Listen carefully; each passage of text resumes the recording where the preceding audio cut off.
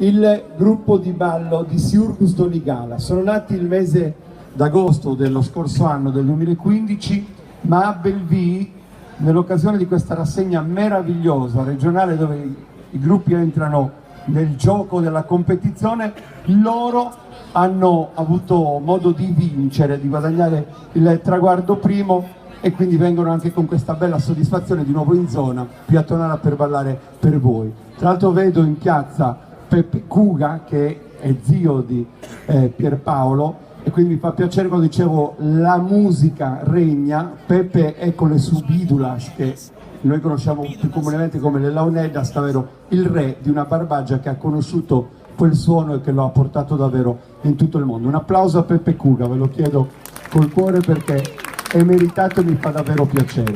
Siete pronti? Siurgus Donigala, Sannanza.